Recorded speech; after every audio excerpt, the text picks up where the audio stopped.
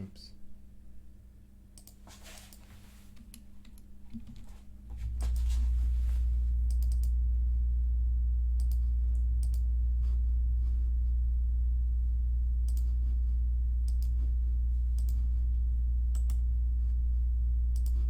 Okay.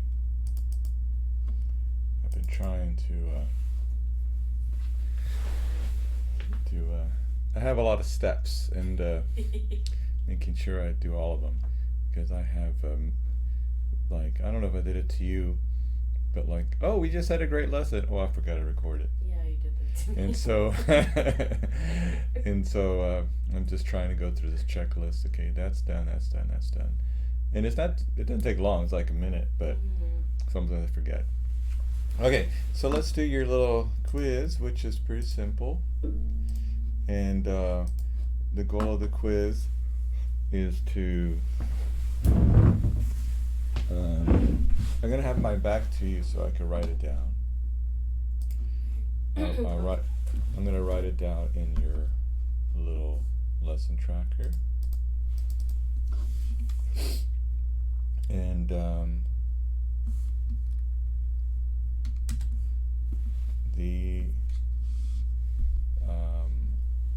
there's only 7 things, and I guess we could just, what is, I guess we can make it like 6, what do you think, 6 times 15? And then that's math. like 15 times 6. Yeah, it wouldn't make sense. I thought it was 7 steps. Yeah, but I'm trying to think what would count more, because that will be only 70 points if it's all 10 times 7. Just to make it easier. Yeah, because that's 14.2.28. That, it's a lot of work. I mean, I guess it could be like 14 points each, and then just bump it up like 1 point or whatever at the end, extra point. Okay, that's easier. I'm just gonna make it 14 points each, and then the scale will be worth, because if you do like 14 times 6, yeah, so the scale could be worth 16. Fun. Yeah. Please. Okay, perfect. All right, so why don't we? I'll be typing, but don't be alarmed. Okay. So that means be alarmed. No, I'm just kidding. Yes, be alarmed. Be very afraid. Okay, so like I said, we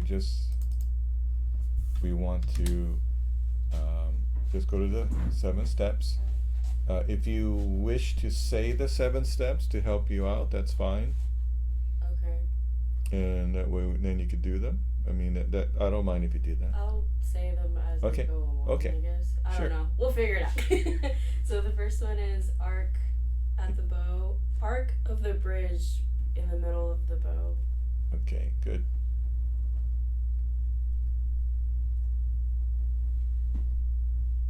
Awesome. And then the next is the same thing but on the strings.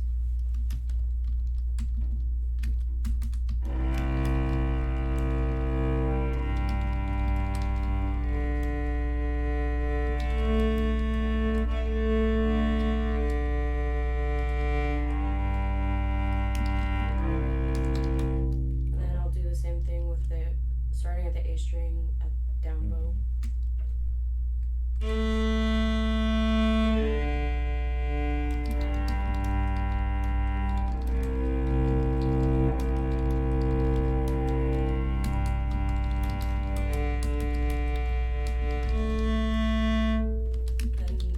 I'll probably get the order wrong. The next is Pitt's bow, correct? Yes. Okay.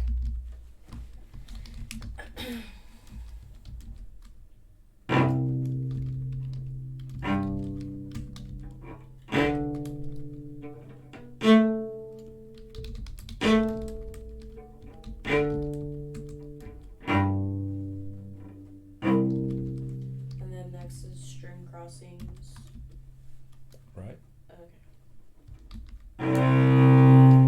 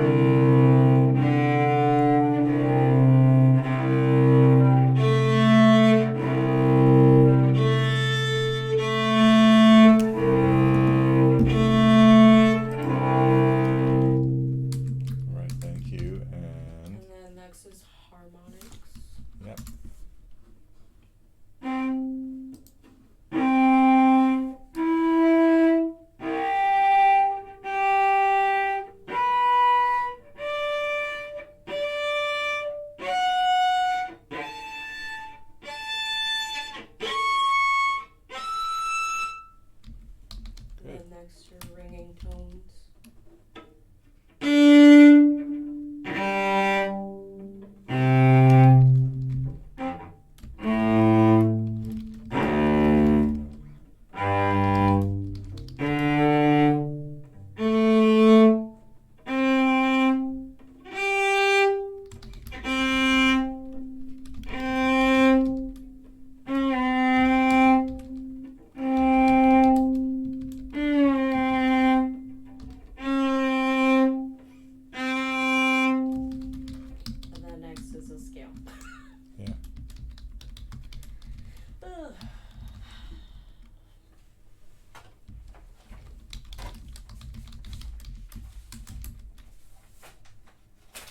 So let's,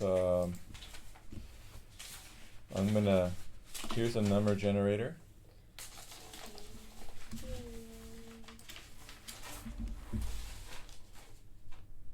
So. Okay, so is 0, okay, I wrote it down.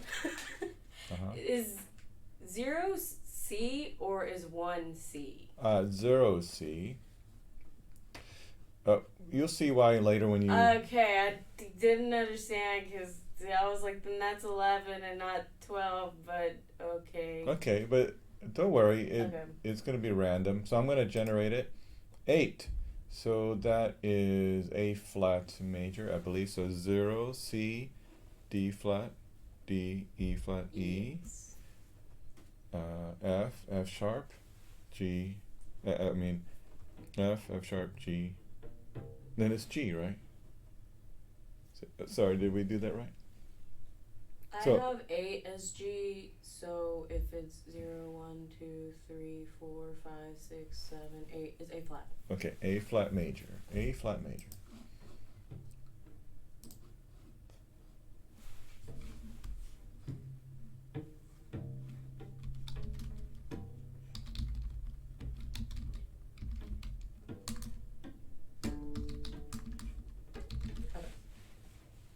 I tried to do these memorized, and I'm kind of proud of myself. Good.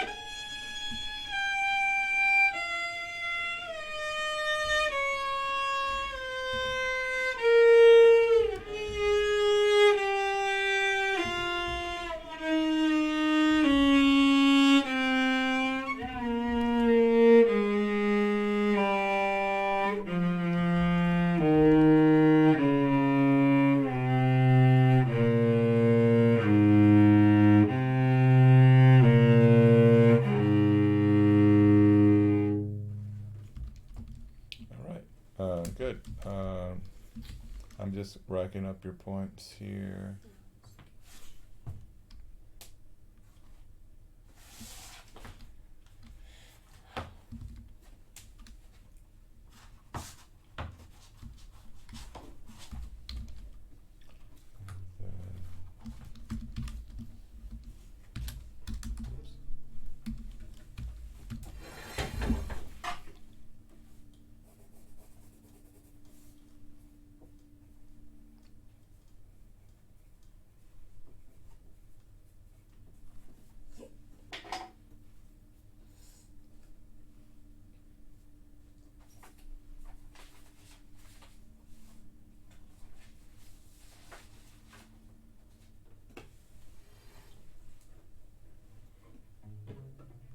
Okay, so I think yes.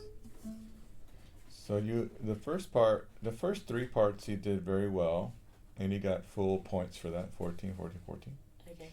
The 4th part, which is the string crossing, you did the string crossing order was incorrect. The method was good, but the order was incorrect.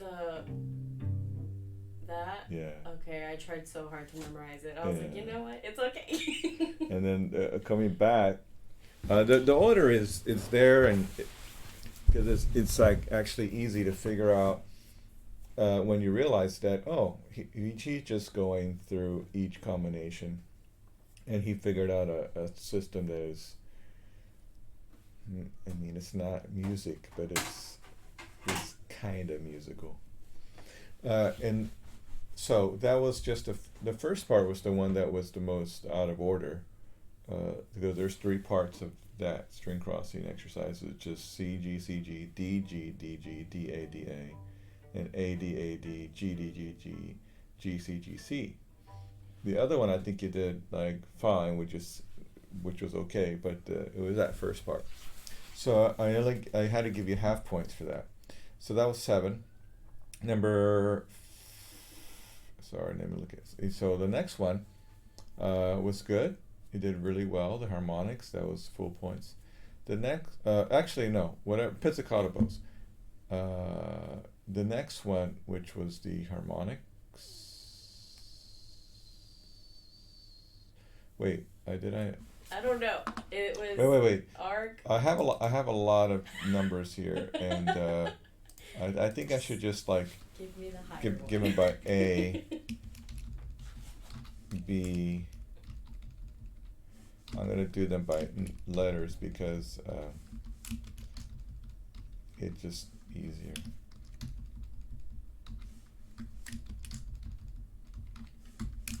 Okay. So yeah, so the first 3 included the pizzicato bows, and those are arc of the strings with the strings and then pizzicato bows. Those are perfect. The 4th one, string crossing, that was half points. The next one, which were harmonics, I believe. Right. Yes. That was good. The next one, actually no. I did this opposite. The harmonics, you missed one. This is where I messed up. Okay, this is what I did. There were 5 of them. You did 4. You forgot fourth finger on the first position. On the C string. Oh. First position. What? I'm sorry. On the C string. C string. First position, 4th finger. I did that. I did. I promise you, I did. I did 4 though, but I missed 1 since there was 5. No, you did 4. Yeah, so I didn't which know one that did you there was not 5. I don't know. Well, do them again. Do it from the beginning. Oh. No. On the this is the middle C's. Oh, I did that. Can you show me again?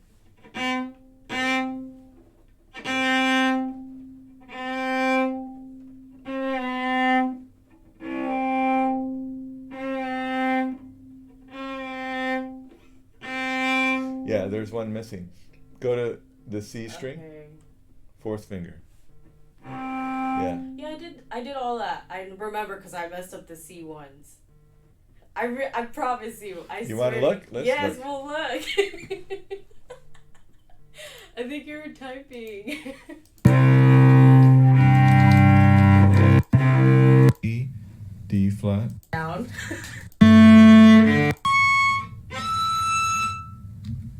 Good. And next to ringing tones.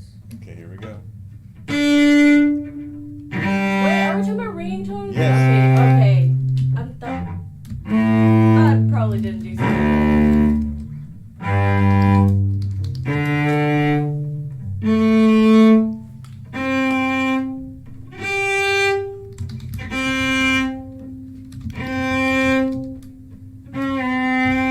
Because I remember that.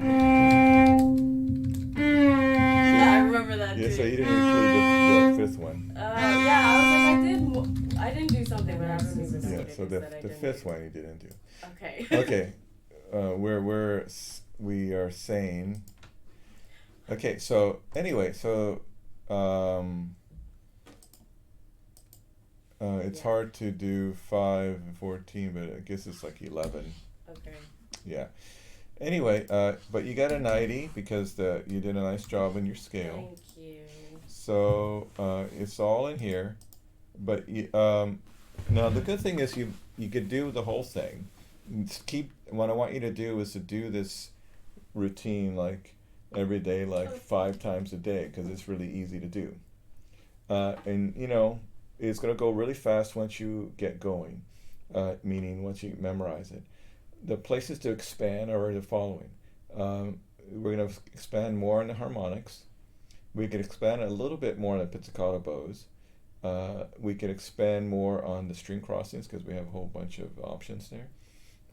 And then we could expand on the scales. Yeah. Because you could put more scales in there. You could do more like a minor scale. You could do the broken thirds. You could do the arpeggios. That seventh step is could be really comprehensive and eventually include double stops, etc. So when you're doing this, why do this method? Well, it is a method. So meaning something that you could get used to, something that you could cultivate your technique. I did put in there. I like the way you were moving in your arc of the bridge, and so you were moving your body a little bit so you weren't stiff. Mm-hmm. And you need to move. Everybody needs to move. Yeah. But if you're short, you need to move more. I need to move more. Yeah.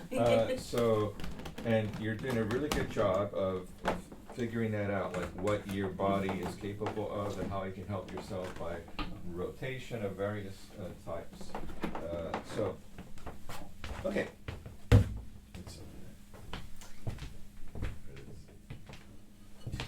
So now, let's play. Let's go back to just to cover a little bit. Why don't we cover those, the middle C harmonics. And you did a very good job, but we forgot. A good game to play. Here, before I get to that game, let's play. Can you give me your I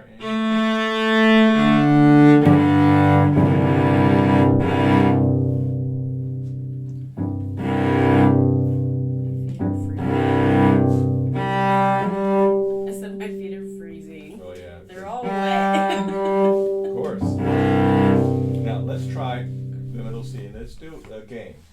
4, 3, 2, 1 game. So we're going to do each one 4 times, nice and slow. So this game, you can play with your students. You could do yourself. You could do, 8, 7, 6, 5, 4, 3, 2, 1 if you like. And why do this game? Well, one is to get the ringing tone right each time, and to try to keep the ring in your cello like alive. Like a fire, just like make sure the fire doesn't get too big, doesn't decrease. Keep that sound alive. Almost like just like floating a balloon, hitting a balloon like this and just keeping it afloat, right? You ever play that game when you were kids, right? Just like that, just keep the sound alive. So let's play it together. So 4, 3, 2, 1. Nice, so like 1, 2, 3. Ready, go. Where? Middle C's. Okay. Okay, sorry, did I not say middle C's? Yes, but I was like, what? I'm out of it. Yeah, so let's do all the middle C's, right? We're going to do 4, 3, 2, 1. So 4 times each. Okay. Then 3 times each. Then 2 times. Okay. And we're not stopping. Okay. Ready, go.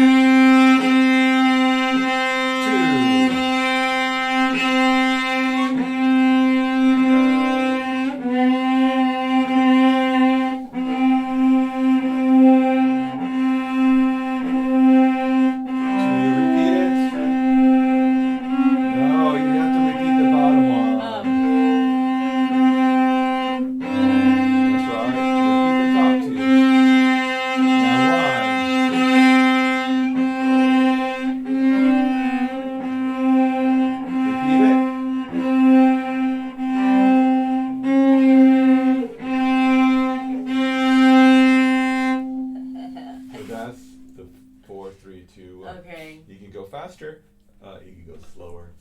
About 60 per quarter note is good. You know, it's a good thing. No wonder I was lost in studio because I would never play this one. Right. There are 5 of them. And I think if we go back in time and remember how we got there, I said, how many middle C's are there? And so we answered the question, and there were 5 of them. Okay. Wow. There are 5 Played myself. that I know of that are naturally found. Of course, you can make one up that's with artificial harmonics. But when you're talking about middle C, it's the middle C that is right above our open A, right? It's like in the middle of the piano. It is the middle C for every instrument. Also, we have the middle C is, you know where it is on the staff. And it's the same pitch. It's not an octave lower or higher. It's the same pitch as it's exactly the same frequency. So we use this exercise to hear our cello ringing. And so if it's a little sharp or flat, you gotta match it. So it's a way of self-correcting our intonation and matching better.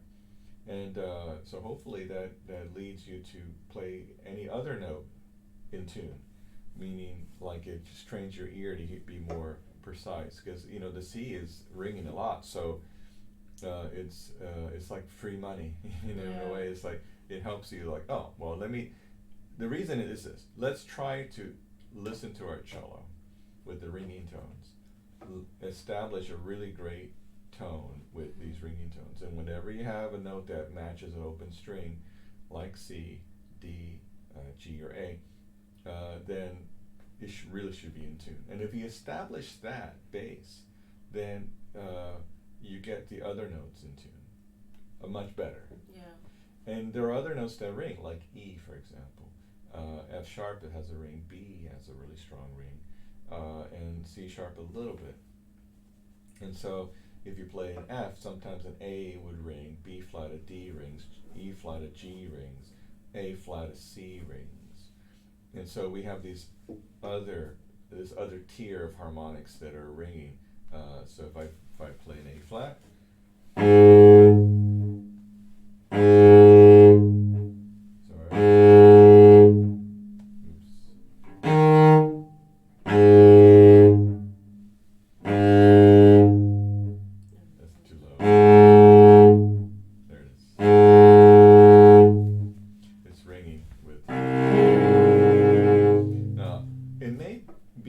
if we look at a tuner, that this A flat is a little on the sharp side.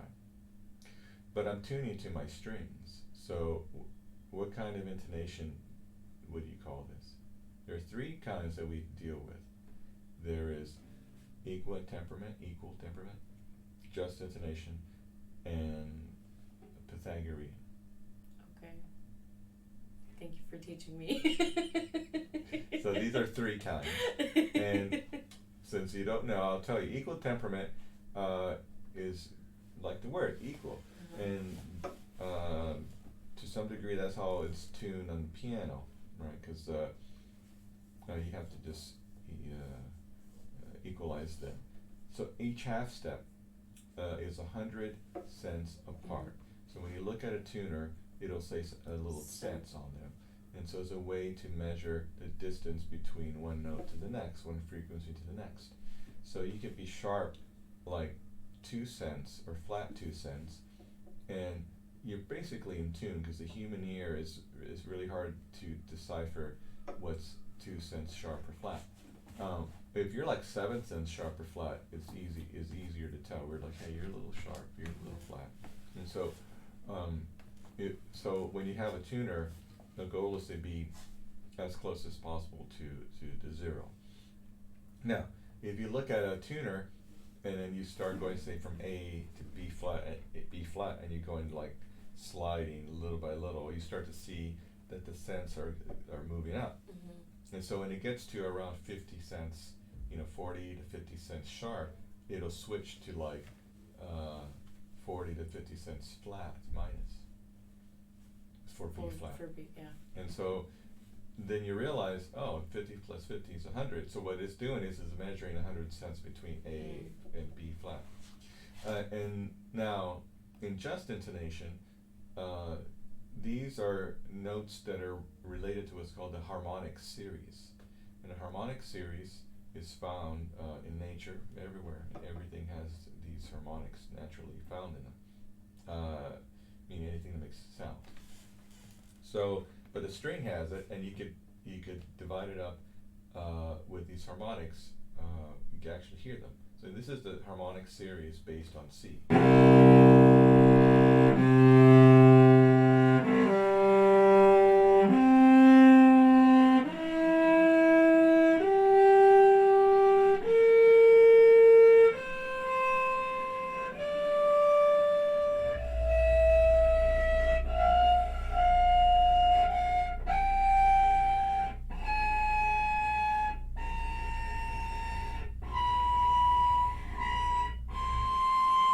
I think all the notes are in there.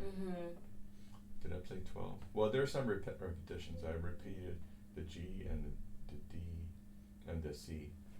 But anyway, it's kind of harmonic. It goes higher, right? It just goes for infinity. So the pitches that you hear, if I play this E, for example, with a tuner, it would look flat, like it would be flat. But if you tune it in a string quartet or in a string orchestra, for example, that E, you realize it belongs to a certain structure. That structure is the C major triad or arpeggio. So if I play C major with, fits right in there, perfect. If I keep my finger here, I don't move it, and I play it with A, sounds a little fishy. So where do you think that E is? What should I do for this E? Sharp. So, but where do I find that on the cello? What do you mean? Like, just go back? Well, go back means it goes flat. Oh wait, forward. Just kidding. Oh. There are two E harmonics. Here's an E, right? That's the E related to C major. Here's another E. You hear how sharp it is?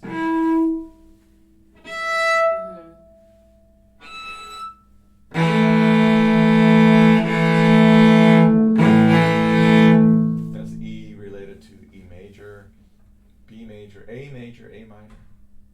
Okay. So C major, C minor is kind of a tricky key for us to play. And most people decide to just play it in the middle, meaning that E would be, kind of sharp for C major, but a little bit flat for A minor. It's a lot to think about. Yeah, and I'm burping while I'm thinking, so I just made a weird face. I'm a Yeah, like a little circle. Yeah. So, now, if you want to know more about this, and I encourage you to do that, there are a lot of books. Like here's the Pais book. This book outlines the harmonics. The Fritz Maud book with We Got the String Crossings has that in there as well, and he explains it. The most recent book that people are buying is called the Cello Mind. And we do have this in the library, and so it is about $75, $80. It's a really good book to have. But here explains the intonation and the different reasons why we use it.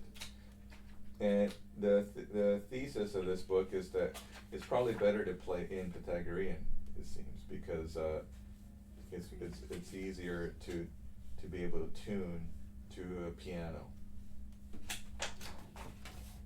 So, but they talk about all the systems, and there are different exercises for you to figure them out. It's a really great book. It also, if you buy the book, you get access to videos that have all the examples of this book on video. So like 30-second, 45-second. why do people play in different frequencies? Is it just because they like it, or because the music like instead of 440, someone was like, I like playing at 442 when I'm doing a solo, and I'm like, okay. It's a long history, but yeah. Like in the time of Bach, for example, the A could have been really high, like even 450 something, or really low, like 415, 380 something. And why was this? Well, it could be just because when you show up at that town, there's only one organ, and everybody just tuned to that organ because you have to play with the organ. So you either tune to the organ or die. You wouldn't be in tune, so you have to tune to the organ.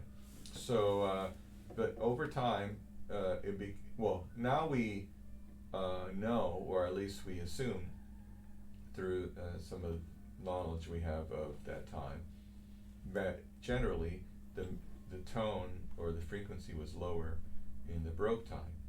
So nowadays when people play Baroque music, they tune lower, like at least 415, and sometimes even lower than that. Now, I guess there are certain reasons why. One is the string. They realized the string was, when it was higher pitch, wasn't able to, maybe it's not made for that pitch. And how do we know that? Well, I guess because the method of making the string, we know about that. The tension on the instrument was less. So, for example, you see the neck, how it's leaned back this way. Oh yeah, and like Baroque cellos are different. Cellos are more this way. So the violins and all the other Baroque instruments. So there's less tension. By pulling the neck back like this, it automatically creates more tension. So next, the fingerboard was shorter, and the arc of the bridge was flatter. So there wasn't as much arc, because when you tighten the neck or lean it back, tighten the strings, you're going to create more tension. So also the string needs to ring more. So anyway, all this is we consider for the words. The words, yeah. And all this is we take it under consideration for the tuning in the Baroque time that was generally lower. In the 1800s, they started to pull the neck back, and there was a more of a focus on the projection of the sound. And I guess one reason why is that newer instruments were being created for, like, flute, clarinet, trombones, and newer methods for the creation of those instruments. So, consequently, the strings also changed their structure, mainly in the bridge. I mean, in the fingerboard, and the neck being moved back, the bridge. Eventually, we had end pins, etc. So then, couple that with a modern-looking bow, which came in around 1800, which helped us to sustain our sound more. And so tastes were changing as well. So it's interesting. This question is a very long answer. So it's not just one answer. But why people like to play in a higher frequency? Well, there was like a meeting, I think it was like 1934, if I remember, early 1930s, and where they discussed like what the frequency is going to be as the international standard. So they chose 440, but there were some places that was 440, 432, and some people think 432 should be the number, but generally it's 440. In some areas, like in Europe, sometimes go up 442, 445. They tune really high, and I guess one reason why to do that is that it projects. So when I played with the orchestra, I tuned sharp on purpose, so I could be heard. Everything helps. I mean, I wasn't like 440. I was like 441 or 2, just a little bit. Yeah, that makes sense. So I mean, this is what I heard from soloists, that they tune just a little bit sharp to be heard. But I don't know if it works, because I'm not there every day, every week playing a solo like some do in front of an orchestra. Anyway, I hope that answers your question. Yeah. 440 is what we do here. They wanted to change it to 442 because some people say it's helpful for everybody to stay in tune. You know, because strings tend to go flat over time and winds tend to go sharp. I don't know. There's some other convoluted way of thinking. It is true that if you have a Baroque cello and an older cello set up with cut strings and all that, and if you have a cello that's built in that time in the 1700s, that cello would probably sound much better if with less tension. So, okay, so let's play something. Yay! What would you like to play? Some popper? We got some music. Yeah, I just looked at the Largo part. I was gonna actually ask you, do I learn the whole? The whole sonata. The whole sonata. Okay. There are 4 parts. Largo, Allegro, Largo, Allegro. Okay. Well, let's hear the first part. Okay. I had a question about juries. For pianists, do we get them now? Yes. Because I don't know how it works here. Because over there, a pianist was provided for us, and I didn't have to pay anything. That's nice. Yeah. Now, sometimes if you meet someone, a pianist, and they'll do it for free because they're your friend. But I don't recommend that. Yeah, I recommend you save some money and pay for it. Okay. Okay. Cool. I was gonna ask something else, but I forgot. Was it about the piano? How to do it? Yeah, that too. I know there's a list on the door right next. But that's door. outdated, and like a lot of these people that are on the list have left.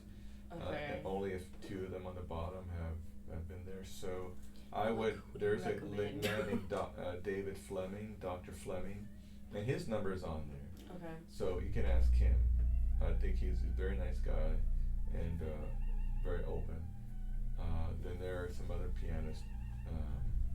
I think it's a subject we're gonna talk about this week. Yeah, because Keely was like, make sure to get your pianist for jury, and I'm like, okay. That's true. Okay, sounds good.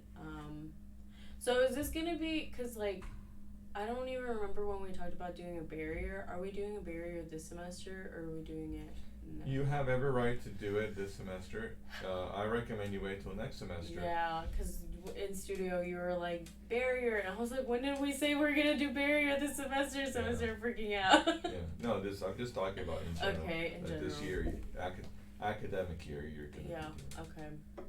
Sounds good. Okay, so Largo. Yeah, okay.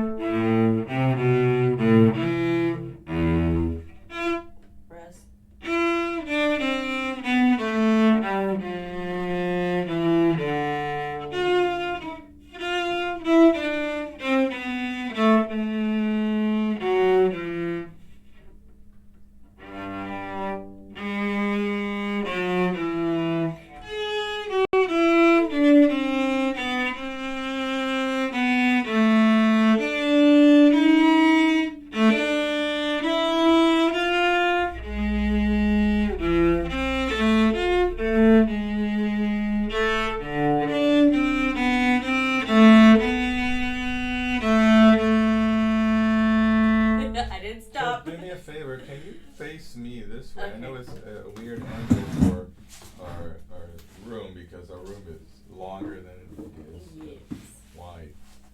Okay, that's better. Maybe I can still see you. Now, do you have trills in there?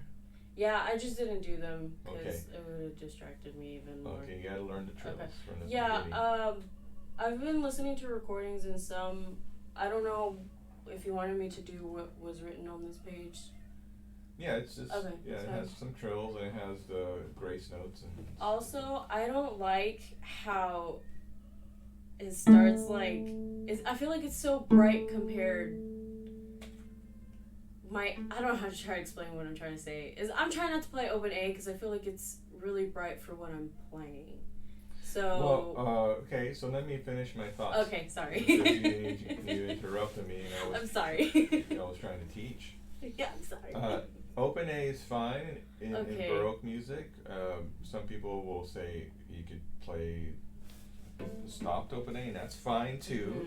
Mm-hmm. I don't have any problems if you play open A there. If you play Bach and you're playing open A and B, that's fine. You could play here.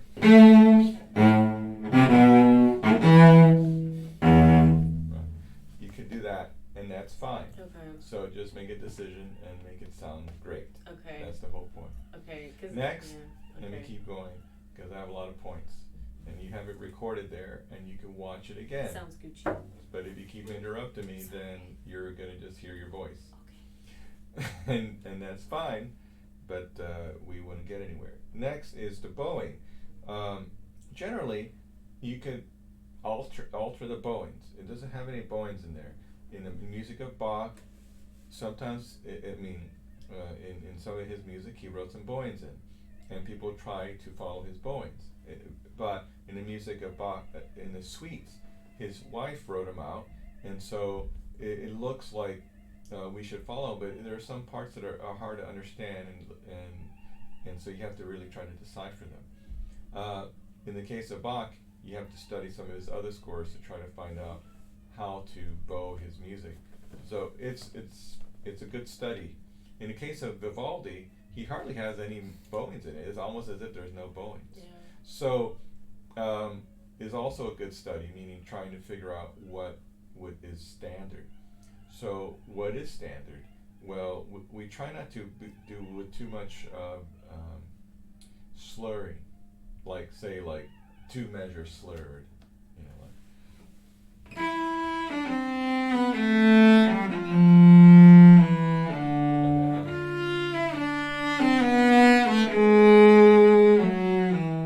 that seems like it's more of a romantic or even modern way of doing it. But if you can play an up, up, down, down, hook, bow, you can slur a few of them.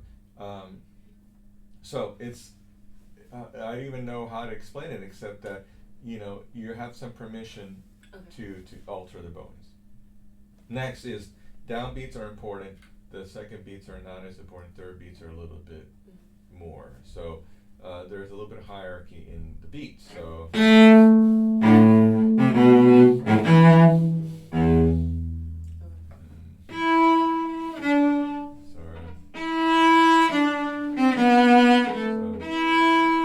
forget how it goes. Anyway, let's start from the beginning. How about down, down, and then hook.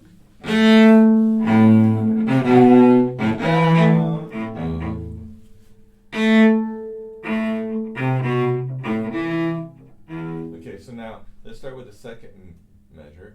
Play strong, less, and great. You sound totally in tune.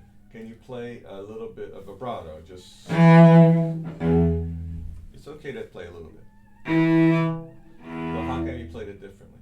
I don't know. Your bow needs to be the boss. Okay. Boss bow. You need to look at the music for that. No. Right, it's easy. So, play. I want you to be musical. You're looking at the music, and it's like you're just reading it, very boring. Play, how would you play it in a concert? Always think about that. Afraid. I'm just kidding. Try it. Okay, try it again. Maybe that was too Two. Yeah. We need they're both, if we think about pizzicato bows, they're both pizzicato bows. One is stronger, one is not so strong. Alright, so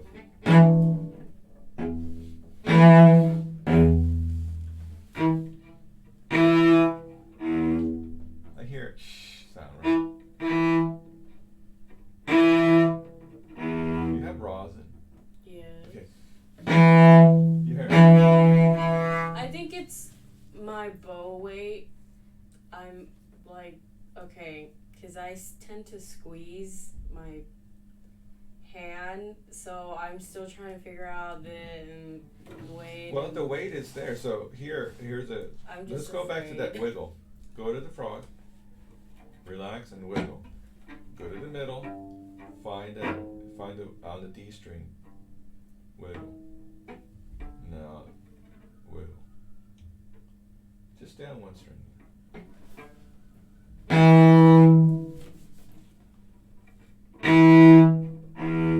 That was a lot better. Mm-hmm. So don't be afraid. Just find that wiggle and figure it out for your body. So now do that first measure again. Do you think that this theme is piano, mezzo forte, or forte? Mezzo forte-ish. Are you sure? Doesn't it sound forte? Look at the rhythm. It's like very assertive. Okay.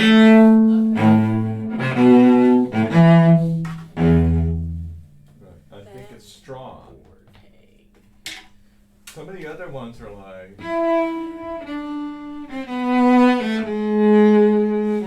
It's a little bit kind of shy. Yeah. Okay. Also, if you look at the second cello part or the continuo part, it's exactly the same notes as what you're playing there. So, as if he's making a statement. Like he hears a theme, here's a melody. You know. Can you try it?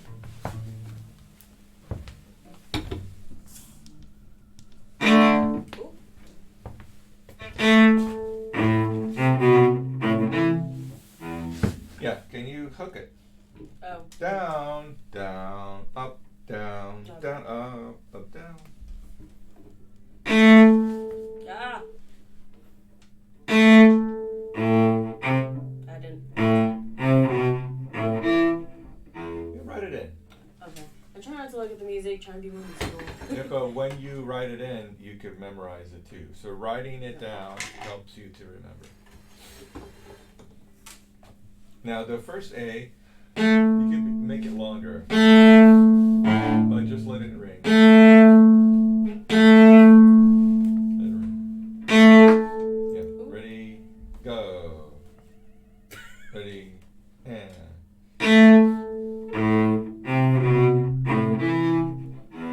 Yeah, it needs to have a little bit more rhythmic vitality. It's too slow. Can you go faster?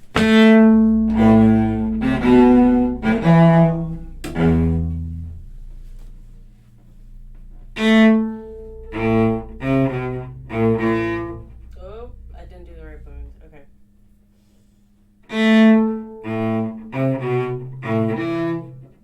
Yeah, it's down and then another down. The first measure is down and then down. Yeah. Okay. Ready, again, and.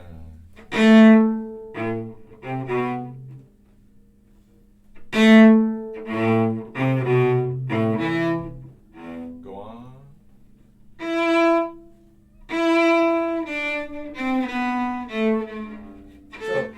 So what do you think? If the first two measures are more marked, a little separated, this should be legato. Yeah. Or as more singing. So it would be less. Because the first part, think of it as like a tutti, like the whole orchestra is playing. Okay. And with trumpets, and it's like it's a statement.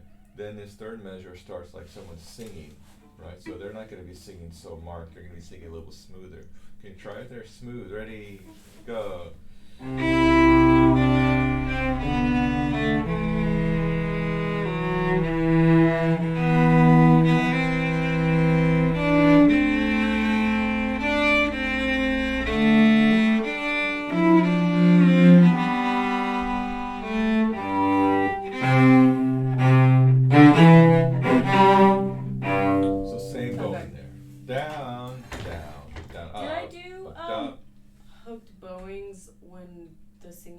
Mm-hmm. I did? Okay. Good morning.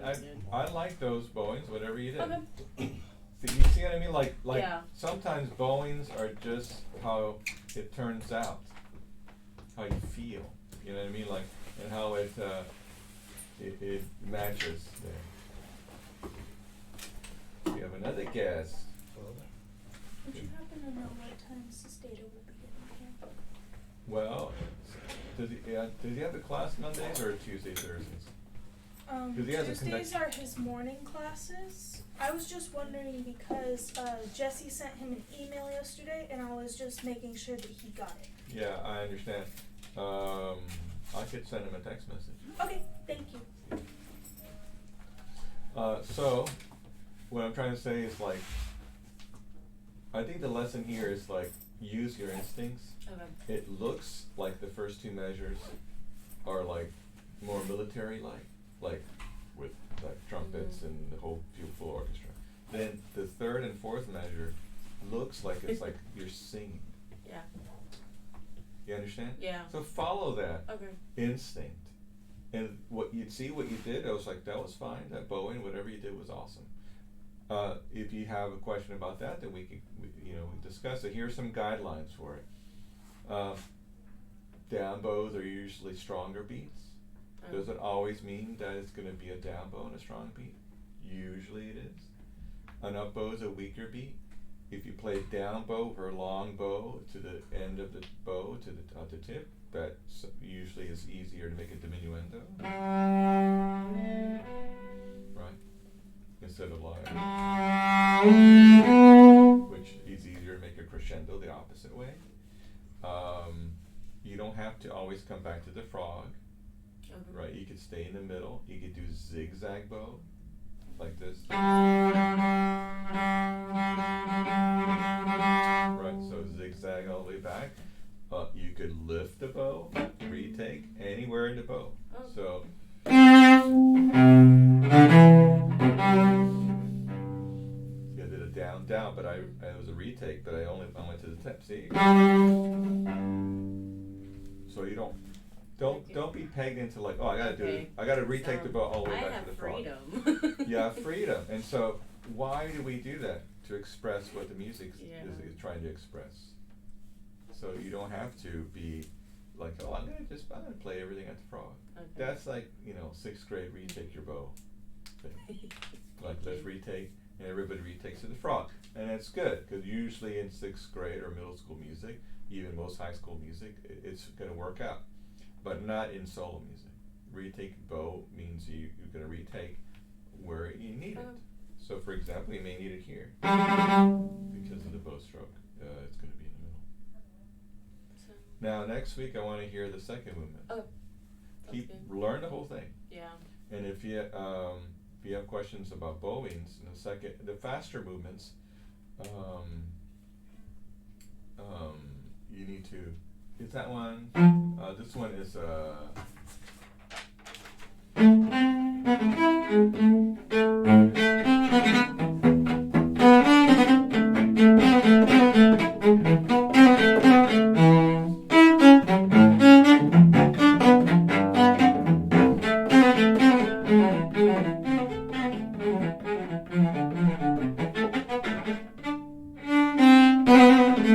right there, for example, in measure 10, you could do so that's an example of adjusting the bowing.